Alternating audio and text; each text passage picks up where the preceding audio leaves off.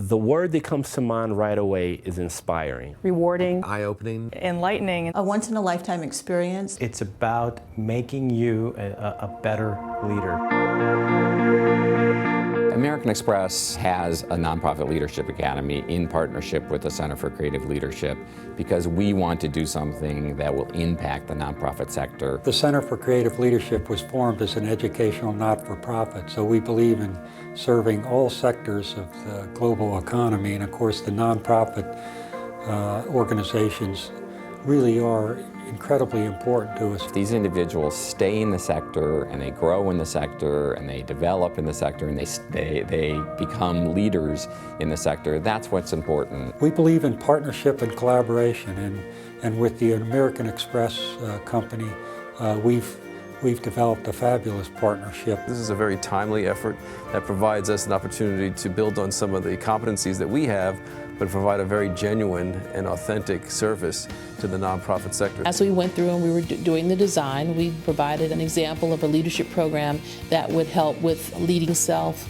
leading others, and then leading your organizations. And we looked at taking the core work of what we offer at the center and also looking at some of the business practices that American Express has, and we integrated the curriculum together. Our senior leaders here at the company are really interested in leadership development, and they do leadership development inside the company, but I wanted to find a way to engage them in actually delivering those services. We call it using the leaders as teachers when we bring in Ken and also the other executives. It's a key part of how we brought this program together. First of all, I really admire what all of you are doing because you've really made a choice to make a real difference in our society. The most memorable thing for me in the training was Ken Chenault's speech. The best definition. I had studied this man when I was in business school, and to actually get a chance to hear him in person was a remarkable experience. The role of a leader is to define reality and give hope.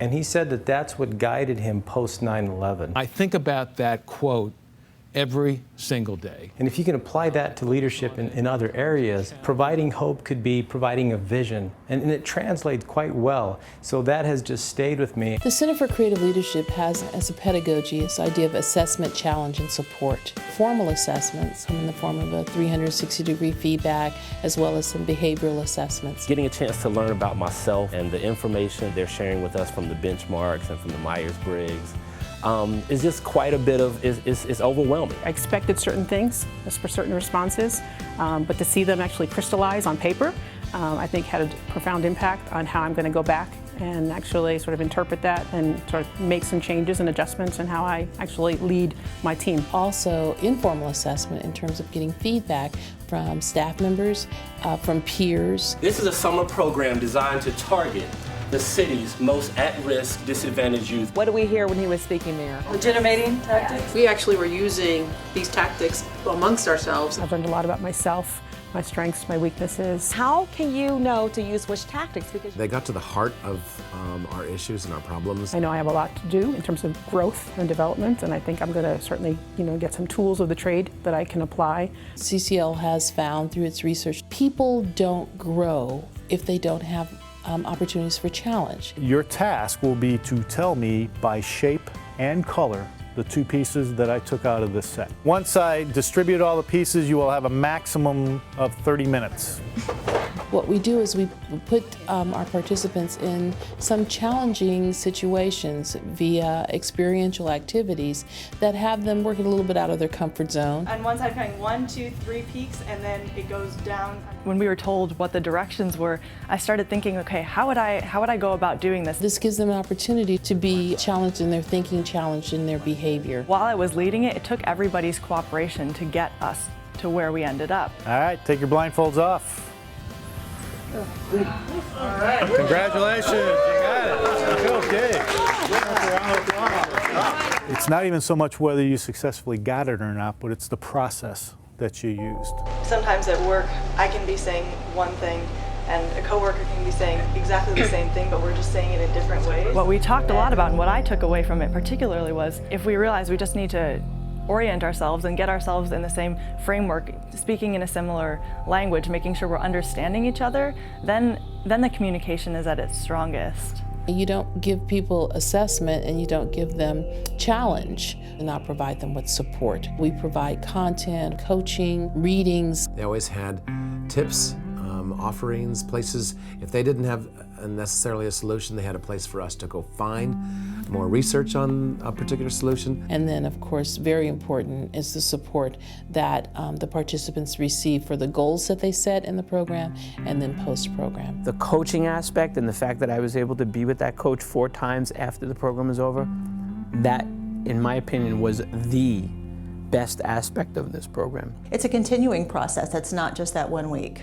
And you have to walk away knowing that it wasn't just a normal workshop, a normal seminar that you go and you leave and you kind of think about once or twice, but you continue to revisit and go back and work on your strengths and your weaknesses. I may have been in New York in October, but it began in August with my first phone call, and it still has yet to end, perhaps next month when I get my last interaction with my coach. Leaders make the future. I see men and women who are going to be resilient, who are going to get better, and as a result make their organizations better.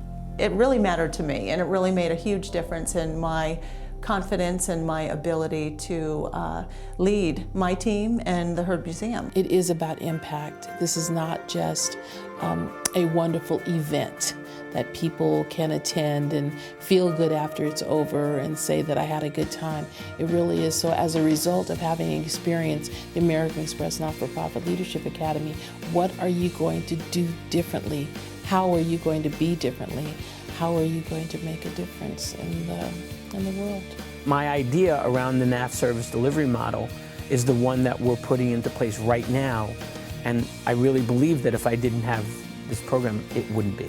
I hope that the program provides them with the inspiration to see that other people here in a corporate setting where they may not necessarily thought to look are proud of the fact that they're in the sector, proud of the fact that they're doing the good work. Every day I use the training there and that I learned in Manhattan.